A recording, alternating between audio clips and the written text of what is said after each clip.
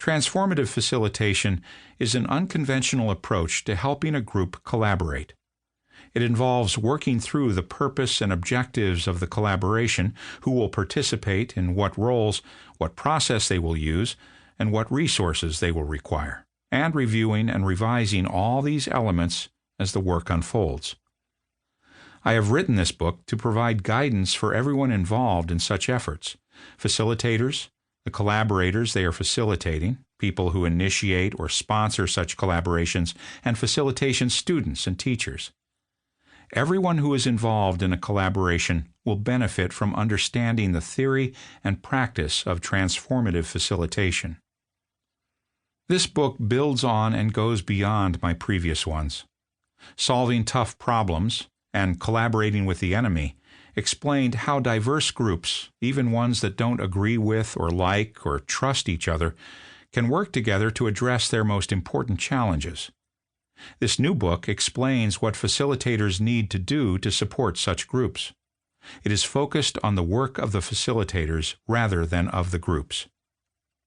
Transformative scenario planning explained one methodology for collaborating to shape the future.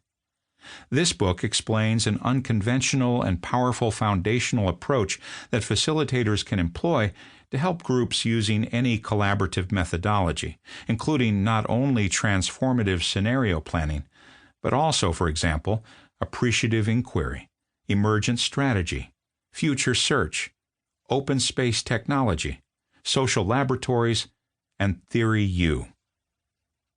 Power and Love explained how people who want to affect change need to employ not only power, the drive to self-realization, but also love, the drive to reunification.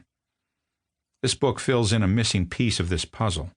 It explains the need also to employ justice, the structure that enables power and love.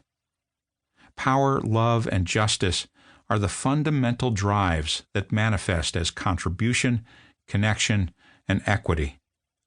Facilitation that does not employ all three drives cannot enable transformation.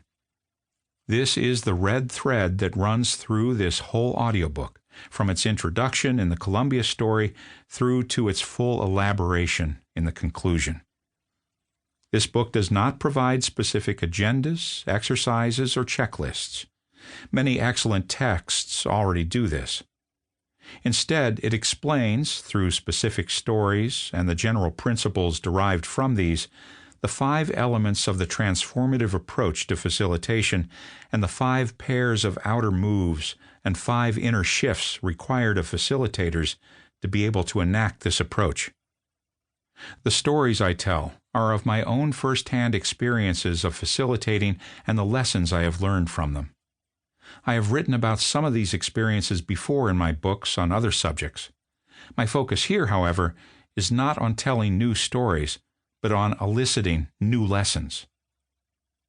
The stories in this audiobook are not presented in chronological order because the challenges of transformative facilitation do not arise linearly. They arise repeatedly and must be answered iteratively.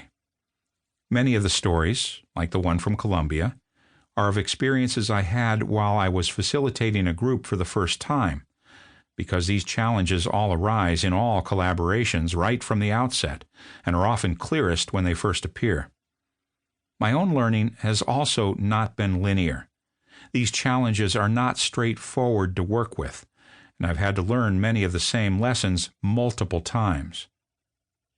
Part 1 of this audiobook explains why transformative facilitation is necessary and powerful.